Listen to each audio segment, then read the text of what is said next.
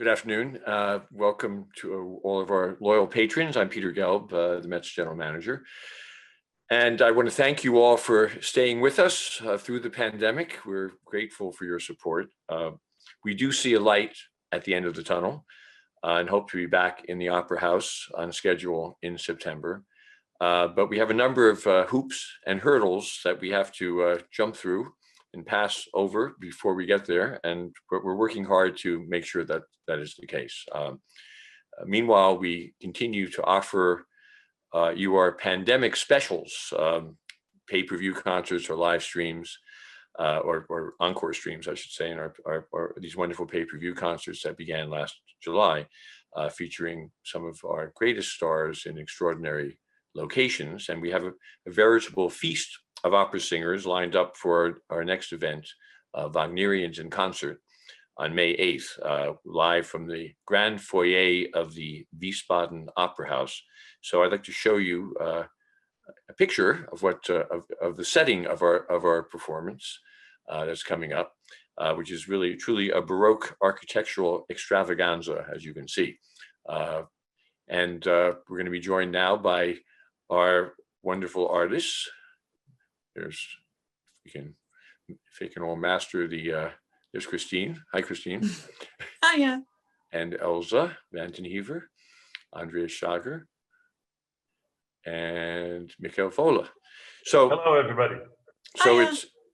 it's welcome. Thank you so much for joining me and for speaking to our most loyal patrons today, who are on watching live. And of course, this will also be available to a larger audience, perhaps a less exclusive audience, but a larger audience on social media platforms after this conversation. So, obviously, looking at, I think these artists don't really necessarily need a great amount of introduction, because if anyone who knows anything about opera or great Wagnerian or Strauss singing knows these four artists, they are the kings and queens of the repertoire.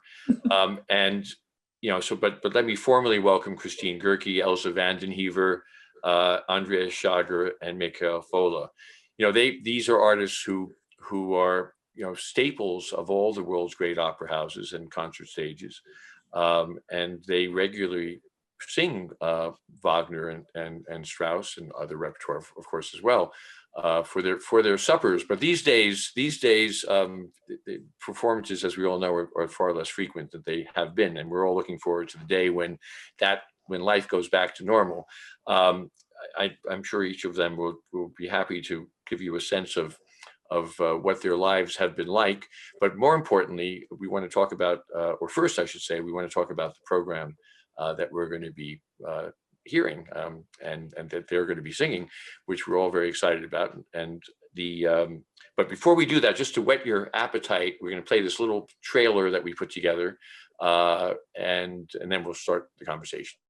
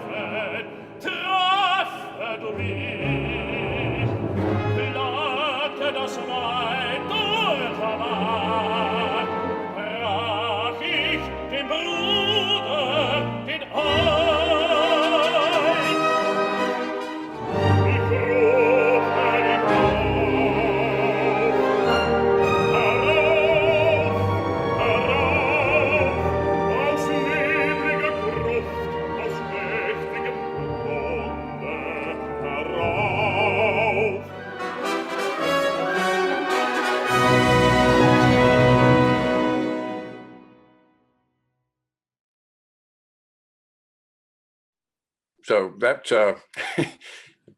must bring back some memories to you all. You're not going to be performing the ring cycle in this concert, but I should point out that obviously three of you performed in this ring cycle, the last ring cycle they met together, Christine, Michael, and Andreas, and of course Elza was not in the ring cycle, but she has. I know the last performances that Elza sang on the stage at the Met were her marvelous interpretation of Marie from Wozzeck, which was fantastic. And I guess you ended up with a kind of a bad date night with Wozzeck. It wasn't a perfect union. But and also of course our audiences have heard you and Christine singing together in Electra with Elza, you as Chrysothemis. So okay, so now we have this program, which I presume our audience knows, but I think I shouldn't take anything for granted. We should talk about it. And Christine, since you have been not only you're not only a performer in this upcoming program, but also have served as the host of the pay-per-view programs going back to July. I've sort of like, it makes you sort of unofficially the master of ceremonies, I guess. And so maybe you could give your maybe I'd like to hear from all of you, but maybe you could give your first sort of impression of the shape of this program and what you think it's meant to accomplish artistically from your perspective.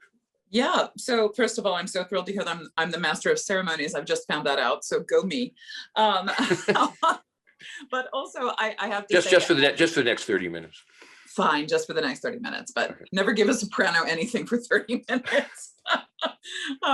You know, what's cool about this concert and what's really wonderful about the programming, I think, people think of, you know, Strauss singers or Wagner singers, and, you know, it's often it is confused with bombast, you know, and we bombast well. We do. We make lots of noise, and that's fantastic. But there are so many intimate moments within what we do. And I think that this program has been carefully crafted to allow everyone to hear every extreme. There are moments of complete delicacy within this program, and there are moments of fabulous loudness. But I mean, it's remarkable because what it does, this program, it shows us that these composers that we often associate with huge orchestrations, they also come from a place of being able to write really intimate songs. And that's where we come from as singers. We have to come from that place that we understand that it comes from a place of lyricism and text. And even when something is largely orchestrated, it comes back to those songs, it comes back to the text. And so I think that the way this program has been put together, I think that it's really beautifully balanced, and I think everyone's going to enjoy it very much. In terms of the more subtle, beautiful songs, you know, I'm thinking of the two Strauss songs that you're singing at the beginning, and certainly parts of the Wesendonck-Lieder as well. I mean, I know you selected obviously those two Strauss songs that you're singing. Why did you pick those two? I may regret the first one. You know, talking about we should say what they are. Alle Seelen, yeah, and then also Cecilia. Alle Seelen is from Strauss Opus 10, and honestly, it is hard not to lean into a song like this and this text at this moment.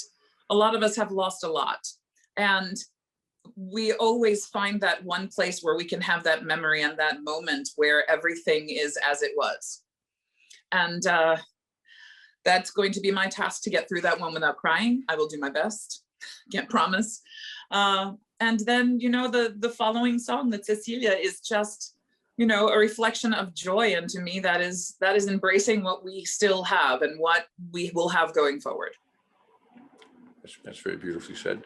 Elza, you're opening the program, Elza, with the Dicte Halle, which is such a wonderful kind of celebration, kind of consecration of the house kind of song. Can you talk about your perspective on the program, to the program? I have, my perspective is interesting because out of all four of us here, I've only sung one Wagner role on stage, Elza and Lohengrin. And I was supposed to have made my debut as Santa last year, Right. but that got cancelled. And hopefully I will in June or July, I don't remember, in Frankfurt, hopefully. But so far, I've only sung the one Wagner role with Andreas. So that's very exciting. I've never sung Elisabeth on stage. I've covered her twice. But it used to be my audition aria, Die Tweede Halle. So it's kind of just a lovely way for me to sort of come back to singing with colleagues and have that be my first outing. I'm grateful for it because it's a place of comfort. And it's not too scary. And then I will sing with Michael. I will sing part of the duet, the Fliegende Holländer duet with between Holländer and Santa. And I guess in a way that will be my debut for the role, which is also That's cool. Scary and interesting. And then I will sing the second act aria from Lohengrin, which is also the more intimate aria of the two, and then a little bit with Christine. So that's also exciting, and I'm very much looking forward to this whole thing. So excited. Cool. The I guess tenors go before baritones. Of course. at least in vocal order. So Andreas, tell us. You're doing some big heroic Wagnerian stuff in this program. Tell us about what you're singing. Always my stuff to do the big heroic things. So I will put the salt out of the tree, and with Elza called with the vet. So Andreas, we're having a little trouble with your voice because you're going in and out. So we're hearing select words. They're good words. They're powerful. But we're missing a few of them. I maybe it looks like you're outside somewhere. But I'm outside. Yes, maybe I should change places. Well, if you have better reception, that would be great, because then we'll fully understand what you're saying. I try. But Andreas was talking about the fact that he's singing the famous Ein Schwert from the sword song from Die Walküre, and also he's singing the Wintersturm duet or part of that with Christine, and also of course all four of the artists are participating in singing the first probably shared performance of the Wesendonck leader in history, which will be interesting, and then they all come together for this grand finale from Frauenschatten, the final quartet, which is so beautiful. Yes. So I think that's better. Say something. I hope so. Now I'm very near the router, and I hope that's much better. Thank you so much. Fantastic. Thank you. So Michael, it's so great to see you. And why don't you want to give us your take on the program? Yeah, thank you so much. It's a lot of debuts also for me. First of all, I will do one of the Wesendonck Lieder, and I'm very, very happy to do it at all. I never did it before.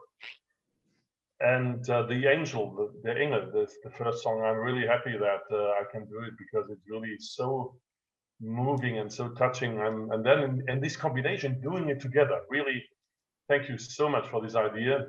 Looking forward. And then Elza, great. I'm looking forward to do with you a debut of Santa, because Flying Dutchman is one of my absolute favorites. And although we do only the half of the duet, better than nothing. And this is great. For me, the easier part of the duet. Oh, you have chosen it. I see. No, that's great, and it's such a wonderful ending, and it's such full of big emotions, and of course also this that you have chosen, Peter, the final quartet of the Frauenschatten. This is I'm allowed to start it with Nun will ich jubeln, and as Andreas also mentioned it's like a promise for the future, which will occur as soon as possible. I hope that we can do what we love and what we can, and meeting each other and being together in one room and doing music together.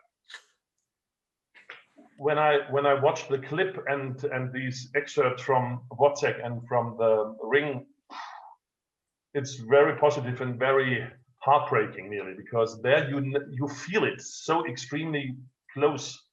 What we are missing on stage and in the audience, and let's hope, let's stay strong. Well, and I think that with artists like you, you really are kind of the pulse of opera, and that pulse is beating strongly with the four of you. And of course also, Michael, you're singing the Abendstern, which is so this is special. Also, as a little memory to this incredible event we had. When was it? A year ago? The Yes. big Met online gala. Oh yeah, that that was incredible. That was, because that was quite something. The picture, for example, my picture from the Abendstern was perfect, but the equipment where I did it, it was on the iron board together with some books, the laptop. It was so funny. It was really, and you followed me, Elza, I think. I did.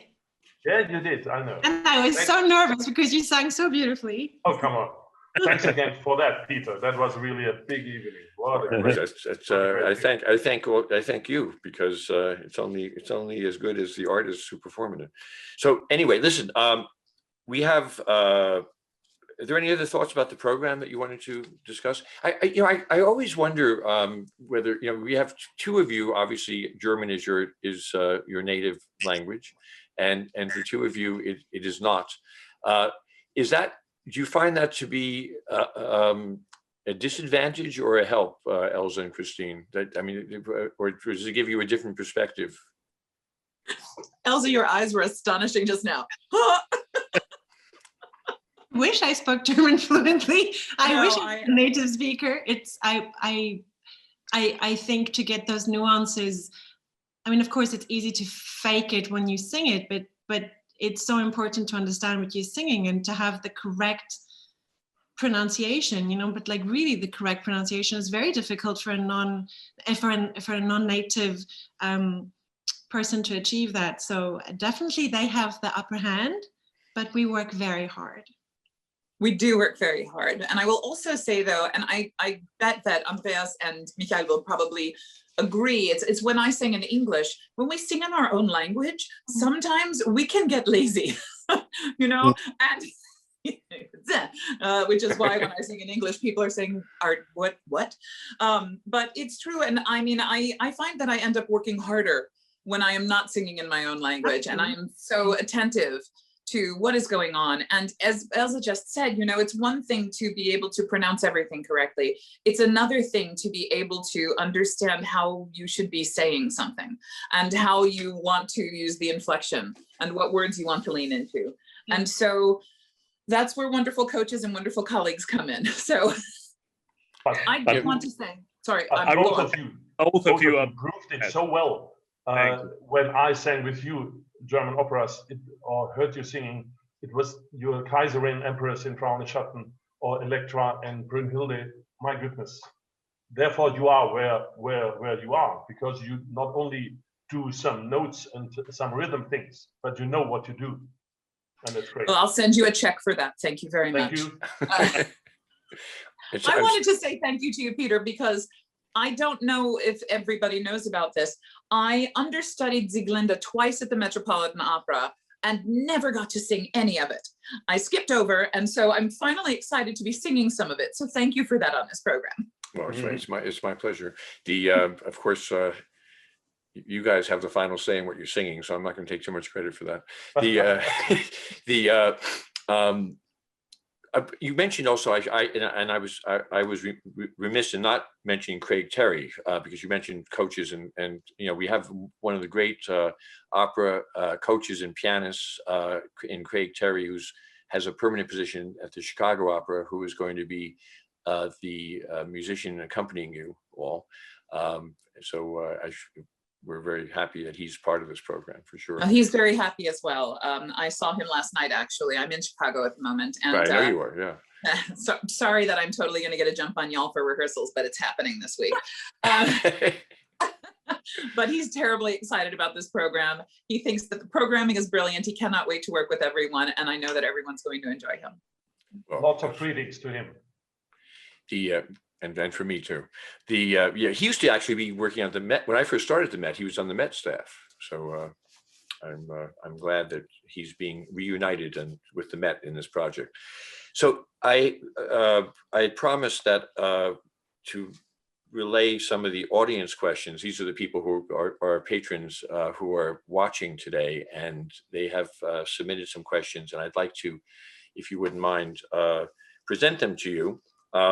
And some are quite serious, and some are on a bit on the lighter side. So I take no responsibility. But the first one, which is actually an interesting question, when you think about it, particularly since so much of your time these days is spent at home, the question is, how do your children or pets react when you rehearse an especially stentorian Wagner aria at home? My dog sings with me, so she has to be far away. Who's your pet again, Elza? I have a little Chihuahua. Oh, right. She never barks except for when I sing, and then she wants to sing with. So I don't always have to put her out the room, poor thing. Anybody else want to take that question? I have 2 teenagers, and they are so used to it at this point. I learned the role of Electra while holding my little one because she didn't want to be put down. So they are very used to it. And the amount of noise they make in their rooms, I feel like I'm entitled. Is she just able to hear you, to listen something? No. she's Electra. I was my terrified. goodness. Honestly, I would have my hand over her ears while I was singing. But in fact, no, she really liked it. And in fact, she's now got the bug for this particular opera because she gets very cranky if there's no blood, and then she doesn't come. So opera, most operas have a fair amount of blood flowing, so that's good. So for me, there's no chance. When I want to sing at home, I have no chance with my children, with my 2. The youngest, 3-year-old Lawrence, he always comes and then makes like this to my mouth. So probably. But Andreas, of all the colleagues I've ever worked with, you have the loudest voice in the history of the world. I will agree with that. I understand you. But only if you stand right beside him. Only then. All right. Moving on to another question from our audience. All right. Well, here's one which is I guess particularly apt. How have you kept your voices in shape during these prolonged absences from the stage?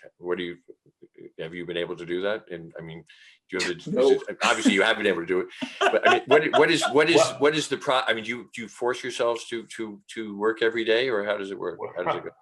I mean, of course, now we have to say, of course, we prepared and warmed it up every day, so we are fit on the 8th of May. But honestly, I was hoping you'd say that. Huh? I was hoping you'd say that. So, of course, but I really, and as a lot of musicians too, in colleagues of the violins or cello players told me when we met, the motivation to do it was really minimum, because if you have no perspective and you don't know whether some of the contracts will take place or concerts or performances, that was really hard. This is this is one of the biggest problems has been for me. Absolutely. And it still exists because we don't know what will happen. Nothing is for sure. Oh, except the 8th of May. And this is really also because of that, it's such an incredible thing, because we know we will, well, 99.9%, we will meet and sing and do that. And this is great. But all the other things, even things which start, you are fine, Christine. You are working in Chicago. I'm singing in a parking garage. I mean, so let's. Okay. Yes, but again, it is changing daily. We all know this. at one moment, things will seem completely under control, and in the next moment, it will not be. There's a new variant, there's something going on in the world, and so we have to be flexible. But I feel exactly the same way that you do. You know, in the beginning of this, for months, I have a little music room in my house, and there's a door, which is wonderful, so I have a space that I can work, but that door was shut for almost 3 months. I refused to go in there. I didn't want to think about music. I didn't want to sing. And once I started, it all sort of started coming out. And as you say, when there is nothing to look forward to, we don't know what's happening, there feels like there's no reason to practice. It's not as though we are just going through rote and working on our fingerings or working on our bowing. Our instrument is attached to our psyche, and it's a different animal. And so it's difficult to force ourselves. That said, of course, we've all been practicing at this moment. But I will say that I haven't been working as much over the last year as I would have at home. In a way, it has been a great thing for me, because in fact, I was able to sort of take a break and give my voice a rest. And as scary as it is, and I'm sure you will feel the same way, the first time you really open your mouth to try to do this, what if I've forgotten? Of course, you haven't forgotten, but all of a sudden it's there. Of course, it's still there. And now when there is something to hope for, like this incredible program, all of the emotions come out, all of the colors, all of the sounds come out. So I'm so grateful for this opportunity. Me too. For me, it was very scary because I was very diligent up till May of last year. I worked every day. And something happened where I quite literally was in my studio working, and I realized that everything I was working toward had been canceled. And psychologically, that really, really messed with my sense of self. And then all of a sudden, it was really like a tsunami came over me, and I just stopped. And then I stopped. And I have not sung, for months. And when this opportunity came up, I realized that I had to sort of get performance ready, because I'm not performance ready. Well, I guess I wasn't 2 months ago prior to all of this. And the first time I opened my mouth as an actual pianist, I could manage about 40 minutes. And then I was dead. Just dead. And I was it frightened me, because I thought, my God, I am so out of shape. And I got very angry with myself, because I thought, how could you let this happen when you have worked so hard to get where you are?